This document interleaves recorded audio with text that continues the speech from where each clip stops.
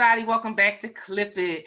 I would like to introduce my next guest, who is a business coach, a trainer. He is phenomenal in the industry. He's an influencer, a creator, and also a master behind the scenes for us professionals. And with no further ado, I'd like to introduce you to Stephen Gomez. Hey, Hey, Steve. everybody. Hey, Juanita. Thanks for having me. Welcome. Thank you for coming. My pleasure. My honor. I want to thank you for your commitment to our industry and everything that you have sown. I mean, you are like a mastermind. You have done a lot of things as far as the Milady book. You have trained hundreds and hundreds of professionals in regards to the business and also how to build your business. Can you just tell me a little bit about your background and what made you Sure. start? Absolutely. Yeah, I grew up around the industry, and there's a good percentage of us that have. I'm from Chicago originally. My family owned a chain of pizzerias back home. Other sides of my family were involved in our industry. I would work all the different angles inside the restaurants, and I would also be the kid that was cleaning the shops on Sundays. I went to school for restaurant management and marketing, and I thought that was going to be my path, and went to work with my uncle and in that industry, and I got burnt out on it. I came back over to our side of the industry, and I also launched a marketing company, and I was marketing salons all over the United States for about an 8-year stretch. I loved what I did. I traveled everywhere. I've been to every state but 2. I got Vermont and Alaska left, and I'm going to figure them out at some point. That is awesome. And I was really great at what I did. I would help salons and spas to build their client base and work with them behind the scenes to keep the clients. But when it came to hiring and replacing myself, when it came to marketing and budgets, I had never got past algebra in high school. I never thought I'd be smart enough to understand it. Really? I avoided it like the plague, like a lot of us do. And I was living in the moment, so I was successful. I had a ton of clients. I was making good money, but I was making and spending and making and spending. I lived in downtown Chicago. I lived in a high rise. Things were great. Until I got you were audited. Behind the chair. So you were? No, I did not. I worked in the family business, and I owned a marketing company in our industry. So I get audited in the year 2000, and they looked at my bank statements and the sales receipts, and you know how good we are at keeping the cash in our industry. So they went 5 years back on me, and I owed them 80 grand I didn't have, and I had to file bankruptcy. I went through a divorce. I lost my home. I was down to my car, about $1,000 in the bank, and sleeping on my brother's couch, still working with my clients, trying to just keep it going. And it was at that time that I had one of my clients in Omaha introduced me to a coach that he was working with, and he arranged for me. I was out there doing work with him, and he arranged for me to give her a ride to the airport. And that 20-minute ride, I wouldn't be on here with you right now if it wasn't for that moment. She invited me to come out to their company's business retreat. And I couldn't afford it, but couldn't afford not to. Would that have been the summit retreat? No. This was for a company called Salon Training International. It's similar, right? Early thousands. This is way back in the day. And back in those days, there wasn't any social media. So for me to be at an event with a booth and a table and marketing my business to a couple hundred salon owners, I was like, yeah, I'll be there. So I showed up. I got great new business out of it. But the message from the stage was what was the real transformation for me. I knew that I had found people that could help me. So I went back home to the bank of mom, and I think we've all hit that bank up, once or twice in our world. I went back home to the bank of mom, and I borrowed money from my mom to hire my coach. And I'll never forget that conversation, because my mom said, I'll never, I've been trying to help you, but this is it. You're either going to make it work or you're not. If not, you're coming back over to the family business, which for me was like career suicide. I didn't want to do that. So I started to work with my coach, and little did I know that for me, what I had to learn was that my perceptions, Juanita, the stories that I told myself were the things that were getting in my way of my success. I told myself I wasn't smart enough to understand the math, so I avoided the budgets and I lived in the now. And I didn't have respect for that side of my life and that side of my business. And the minute my coach supported me to shift my thinking and to realize that I actually could understand it, and I began to learn it and rebuild my company, that was massively transformational. And I ended up rebuilding everything. I was able to sell it all off. I was able to pay off all the debt, rebuild the credit, and that whole journey really was so transformational that when that company offered me a chance to join them, I literally didn't even blink. I put everything in storage for my brother to sell off for me. And down the road from Chicago to California, I came, and that was back in 2002. And I haven't looked back. And from then to now, I've coached over 450 salons of all different shapes and sizes, rental, commission, hourly. That company that I work with, we also did live training. So from then to now, I've trained all over the industry, and on a global scale. And I'm a guy that when I was a kid, I stuttered so bad I couldn't even put sentences together. And depending upon the day, certain syllables will hit me. So if you would have told me that I would have been spending my days having conversations with people, whether one-on-one on coaching calls or out on the road in our industry supporting people, I would have told you that you were crazy. And you'll find me at well, hopefully when we re-engage all of our shows out there on the show circuit, you'll find me at the Premier Orlando shows and the IBS New Yorks and Vegas shows and whatnot. That's where I met my friend Mickey, which is how we met. We shared training rooms together. That company got bought by Milady. So then I went to work with them as a subject matter expert, as an author and writer. Did that for 8 years. And it was awesome. Great team. Loved them. However, my passion is coaching and training. So in 2016, I came back to this side of the coin, and I launched my own brand. I wrote my first book, Financial Fitness, that year. Here's a guy that couldn't get past algebra, and now I have a book on finance with 20 spreadsheets in it, and I nerd out over this stuff. So I wrote another book called Interdependent Leadership, which is about creating a culture of inclusive growth and really supporting leaders in our industry to understand that transformation doesn't come with hiring that new person. It comes with working inside the culture and getting everybody involved in the decision-making process. The more everyone's involved, the more empowered they all become, the more staff is retained, okay, so let me ask and the you more attractive they become. Okay, let me ask, now, I understand, like, everything that was running the business, the beauty industry behind the scenes and everything, and the mastermind, because that's who you are to a lot of people. How do you think the pandemic is going to, do you think it's going to affect us moving forward, the industry moving forward in any type of way? Well, I mean, it already has. If you look at all of the new guidelines that we all have to be working under nowadays, that's an immediate impact. And that could go on for, 12 to 15 months on the worst side. So that's part one. The additional expense of the PPEs is part two.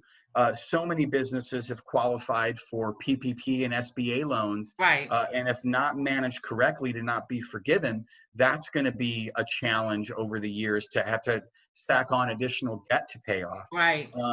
Since we've been in shutdown, normally on a given month, I'll have somebody who's sent to me that is looking to liquidate and close their doors about one time a month. And those are the worst calls for me to be on. I've had 17 of those already in the last 3 months. That they have to close their doors? They were out of business. Okay, so that was Steve, I'm telling you, that was my next question. Do you think the beauty industry is one of the most hard-hit in this industry, like in the pandemic? Do you think that in the end, it's really gonna, I mean, a lot of people are gonna suffer. Sure. But I believe that it's really changed the passion and the love and everything that drove us to what we did. From your opinion. Do you see that it's taken away that passion? I mean, it's really making it difficult for us to enjoy going back into the salons? You know, that's a great question, and I'm going to answer it in a few different ways. I think number one, this type of circumstance and situation calls your character forward or not, calls you to live based on what you value or not. Right. And those of us that are leading from a strong set of core values and believe in who we are and what we're doing and have created a high level of unity and are learning and evolving and understanding how to run their businesses are going to survive this and continue to move through it. Those that aren't, that are allowing the situation to hit them on the chin and just react as opposed to being proactive, are going to be more challenged and maybe challenged to have the longevity needed to get through this. I believe that that's the first place that people need to look at themselves. And we all deal with situations. All of us are dealing with this right now. Yes. Who are you going to be is more important than what you're going to do. Right. You know, what's here in the heart is more critical than what's up here between the four, you know, those 4 inches between our ears. I also think that businesses need to realize that we can't hope things will get better, because that's just waiting around hoping for something to happen. We have to be in attack mode right now. Early on when this hit, my mantra was silent virus, loud coach. Here I go. Let's rock. If we're going down, you know, we're going down swinging, you know, and I think mindset is critical. And there's so many businesses in our industry, Juanita, that are not financially organized, that aren't looking at their profit and loss statements every single month, have not learned how to analyze and understand that data, because it's the business communicating to them, telling them what's needed. And without that important information, then we're just making decisions based on what we feel or think might happen, as opposed to allowing the data guide us in our decision making, because the facts are right there for us to see. So I think more than ever, if we're going to survive this thing, is that salon owners and leaders must be working less behind the chair in the treatment room, and must be taking the time to be more accessible than ever to the team and to the business, to understand the numbers and to work with the team to come up with plans. And then secondarily, just to be accessible to watch what's going on, because it's a new playing field. Right. And, you know, we all have to do different things than we've ever had to do before. So is this going to change the industry? Sure.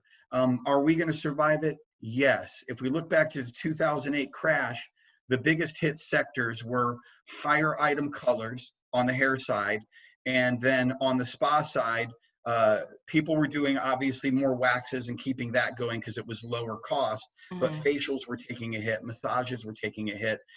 I actively coach about 22 salons a month right now, and spas, and some of them have been open for a while, and I'm already seeing those that are coming out of that initial surge of being reopened, of starting to see those parts of their businesses taking a hit.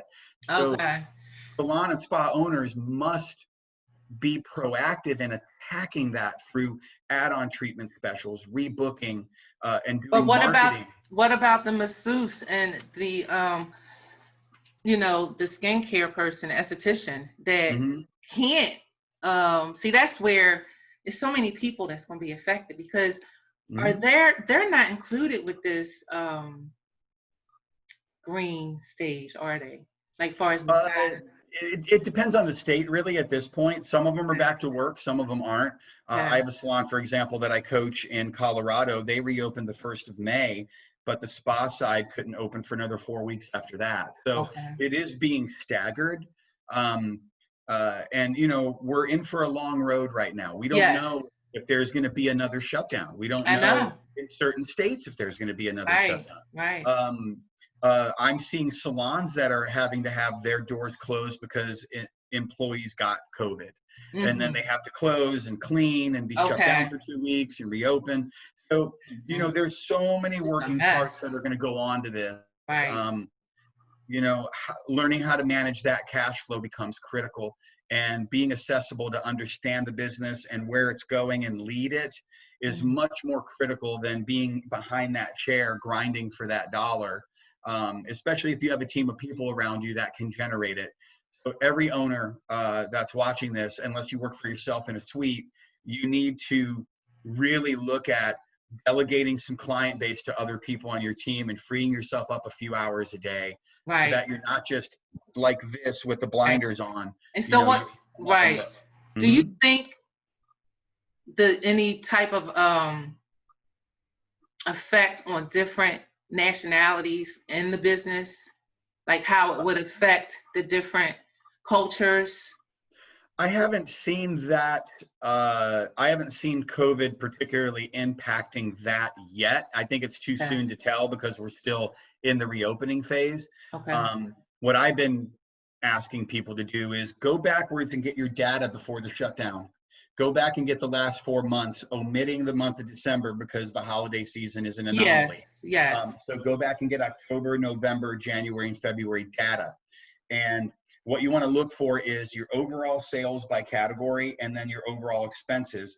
Get the average of them so you have that data of how were we working and trending when things were normal. Right. You can then compare that to where you are now as you're reopening. Now, you have to, the first 5 to 8 weeks of reopening is going to be really busy and everybody's going to be coming in to get their services done. So it's going to feel really great. Where you really need to begin to watch is 2 months and after.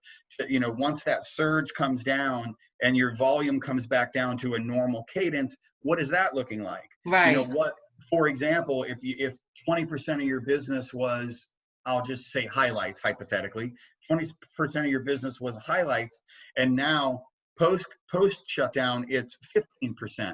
Okay, that's a 5% hit.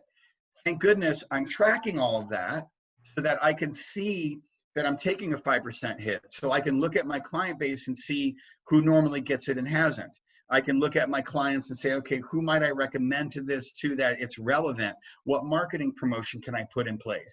So if anybody's listening to this, go back and get your data, get it organized so you can see what your percentages are and you can compare it to how you're doing now. So you're not feeling like things are busier or not. Your data is telling you exactly where it is and where it isn't. Okay, now this is from the expert of business in the hair industry, y'all.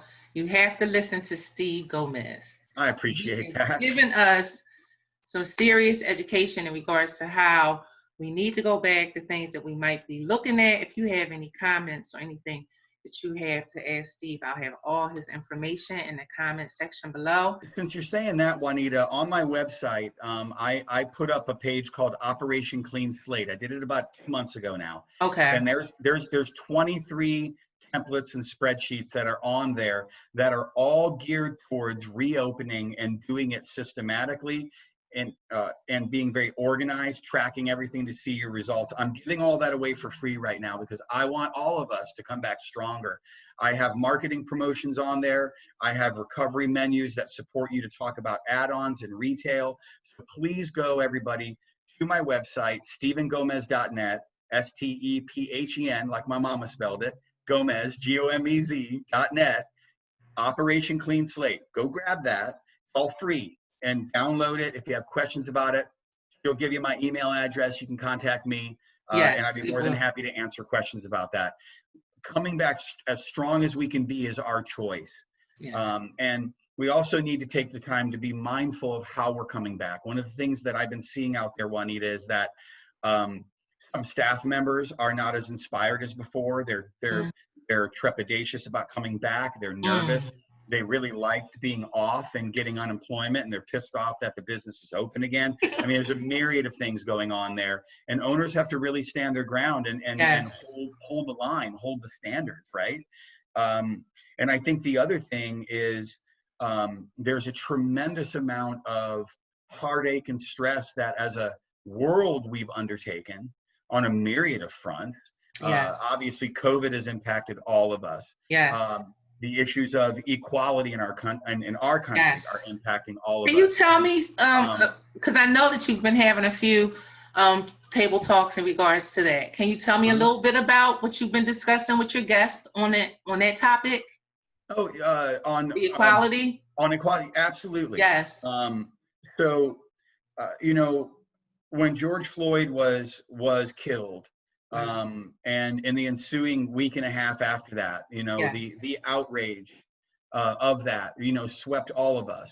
And I was marinating on, okay, how can I use my platform? What's the best way that I can use, you know, my small amount of influence that I have to make an impact? And I've always been a firm believer, Juanita, that if we're going to transform anything, it has to begin with education first. We must become enlightened and related and understand the perspective of others in any situation, whether it's you and I working together in a salon, and I think one way and you think another way, or obviously with the issue of racial inequality for African Americans and so many other races in this country. Yes. So for me, what I wanted to do was to use my platform to bring on friends that I've worked with for years, that I have a lot of respect for, and they have a lot of respect and love for me, and have a meaningful conversation around their journeys, their experiences, what they've gone through, how can we create change, and seeking to understand. And I didn't want to pigeonhole it just to our industry. Okay. We bring in people that I've known for a long time outside of the industry to bring other perspective, because I believe that if we just stay inside of how we operate here, we miss an opportunity to learn from other people in other walks of life. And I also wanted to really support them to feel empowered to speak their truth. And to use a platform to be heard and to share important messages. And, you know, so I've had people from all walks. I think you were on my first one. I had Roderick Samuels, and I had Mickey Wright, and I had my friend Kai Brackett, and, you know, he's a Grammy Award-winning choreographer, you know, so he's not in the industry, and he was very illuminating. Not yesterday, but the day before, we did round 2. We had John Mosley, who's a very influential barber within our industry. Curriculum and has a foundation. He was on. What do you think that we could do to change? What do you believe that could the change that's needed to change in the beauty industry? Well, you know, I've also angled that conversation. I wanted it to be specifically about inequality in the workplace, because if you think about racial inequality or gender inequality, you know, or sexual orientation inequality, that they battlefronts a lot of places, you know, from police brutality to inequality and I got passed over for this job, or, oh, I was picked because I was Black. You know, I was having a conversation yesterday with a good friend of mine, Jalia Pettis, and she, I'm going to be interviewing her next Monday at 4:00 for the Professional Beauty Association. They're going to have a panel. I'm going to be one of the moderators for it. And she was sharing exactly that. She's like, well, I'm getting passed over for the color of my skin, or specifically chosen because of the color of my skin. You know, that is she African American? Yes, she's African American. And she's like, you know, so because I'm African American and because of the color of my skin, I'm going to look good on the banner for them. I'm going to make their business look, be the token. They're going to look better because I'm here. And, you know, so I think one of the things that we can do, if there's 2 things, one, systemically in cosmetology school, I think it's critical to teach everyone who's in cosmetology school all the different diverse ways to do hair and work on skin. So don't just pigeonhole it. But if you're going to go to cosmetology school, you have to learn it all. Even if you say, I want to be a barber and I'm going to work on this side, I've learned the color. I've learned how to work with this hair type. I've worked all. Why do you think that we know how to do all, African Americans know how to do all types hair, and all the other people are afraid of touching Black hair? But like, I don't. Because we can do, I mean, and then we're questioned, like, do you know how to do my type of hair? And we're like, come on, get my chair, child. Yeah. You know, I think here's why. John Mosley said it great 2 days ago. He said, you know, I had to learn everything so that I can be credible to everyone. Right. Because the stereotypical relatedness to the color of my skin told people that I was oh, he's black, he's only going to do that type of hair. That's what that's what we deal with. Yeah, so we have to combat that at the school level, because when we can, and it's really a stab in the heart, especially like on the particular moment that happens, that you're about to do somebody's hair, or you know, and they're just doubting you, and you can feel their uncomfortability. Correct. It's like that really does need to, like, you know, the other thing, Juanita, is if you can hit it right at the school level, you can change the thinking for the future generations of our industry. Okay. So those of us that are in the industry and that have been around it, and you know, are going to be in it the rest of our lives, like you and I, we're going to continue to have to combat this. So if we can make it better for the generations that are coming behind us, so we lessen this being the issue that it has been. You know, that's another reason why I want to use my platform. And that's why we're addressing issues now. Correct. Yes. It's certain things that we are taught, certain generational situations that other people did. Like, we've all had generational situations that we deal with from our ancestors. And unfortunately, I'm seeing maybe some type of you know, generational situation on them that they can't help because it's in their DNA. Correct. And they don't even know that they don't even see it, because it's like an addict. It's like an addict that became an addict because their parents was an addict, and then it's just like a generational situation. Their generational situation, unfortunately, they can't understand it, but it's what they're doing. It's murder, it's rape, and then it's like, you know, mental. They play mental games, like, you know. Juanita, the only way that we transform that is being aware that it even exists. And most people aren't taking the time to look back and understand why they think the way they do. You know, we're born into a family and into an area, and we're told this is the area, this is the neighborhood you should stay in, don't go in that neighborhood. This is where you should eat, don't eat there. This is the church you go to, don't go to that one. We're taught this is good, this is bad, this is right, this is wrong. And then a lot of people just live their life believing it to be true. We wasn't taught when that. It was handed down from generation to generation. So what we all need to do is become more aware and consciousness and make our own informed choices for how we choose to view life itself and how we choose to view those in it with us. And you know what, Steve, just to make a point on what you just said, because of, and I'm going to use Barack Obama, for example, of his integrity. Great example and great integrity. Now, glad you're using it. The reason why I'm using him is because this is how we all was raised. We wasn't raised to think a certain way of any race of people.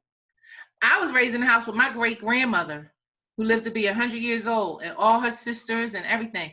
And we wasn't raised to segregate or to hate. And maybe it was because of what they went through. But in our household, I mean, I grew up in a predominantly white neighborhood. I went to a predominantly white elementary up to 8th grade. So middle class African American family, and I never saw racism until 12 years ago. I moved out of Philadelphia to the suburbs, and it's the first time. I mean, really, I had to honestly say it. Maybe because I stayed. I mean, and then I hear that people think Philly is really racist, but I don't know. I've never experienced, I never was called colored or anything like that until I was like in my, like I said, 12 years ago. And it blew my mind. And so what's blowing my mind because in this season is I didn't ever think I would see what my mother and them saw in the 60s. I didn't think I would ever see that. I didn't think we would either. I thought definitely with his administration, with President Obama, that we had made so many strides, and I still think on certain fronts we have. Yes. I think we've then regressed in a lot of certain ways. Yes. And if anything, anytime I'm having a conversation with somebody that are like, okay, enough, haven't they said it enough? I'm all over that. Like, no, it's not enough. You have lived in comfort. You have been able to walk anywhere you want and not be judged for the color of your skin. And until you are in that situation, you just won't understand. My friend Kai gave some really great ideas when we had him on. He said, go put yourself in a different culture so you can, and get uncomfortable in there so you can feel what it's like. Go to a different type of church than the one that you worship. Go to a different ethnic supermarket. Yep. And be the one person standing out. Yes, and shopping and seeing different types of things that you can buy that you've never seen before, and maybe getting looked at for being in there. Until you can understand what it feels like, then you won't understand at all. And I just think those are great ideas and great things to do, so I'm just going to keep using my platform to help as much as I can. I don't have all the answers, but I want to continue to surround myself with people that can share their experiences and who are channeling their upset and their anger into intellectual discourse and into how do we create change. To me, that's important. We all can go out and march. We can hold our hand up high. If we're not going to the polls to vote, then what the heck are we doing? We got to get out there and use our voice to vote. And we also need to be having illuminating dialogue like this, where we're connecting and talking and seeking to understand and support. I think that can create change. And I think the younger generations now are all over this, and I hope we continue to see marching and we continue to see these conversations. I'll keep using my platform for it. That's for sure. And that's what Clip It is for too, for the beauty industry. And I tell you, I want to thank you so much for everything that you have done and everything that you've sown into our industry. Steve Gomez, everybody needs to know your name, because you have done phenomenal work behind the scenes for us hairstylists. And as a coach and an inspirator and an influencer, I just want to thank you again for coming on to Clip It. Thank you, Juanita. I appreciate it. My honor to be with you. I appreciate what you're doing with your platform and your commitment to support everyone to grow and change and evolve. That's what it's all about. Stay safe out there, everybody. Lean into the uncomfortableness of things. It's okay. When it's uncomfortable, that's when your character is being challenged. And these are challenging times. So just remember that your values and that your character are more important than the moment, because your values and your character last a lifetime. And you have a lot of very, very powerful and deep values and an awesome character. And it's been fun to jam with you. Thank you, Juanita. Yes, thank you, Steve. Hey, everybody, thank you for tuning in to Clip It. If you have any questions or any comments, just do it down below. Please subscribe and hit the bell, and we will see you next time.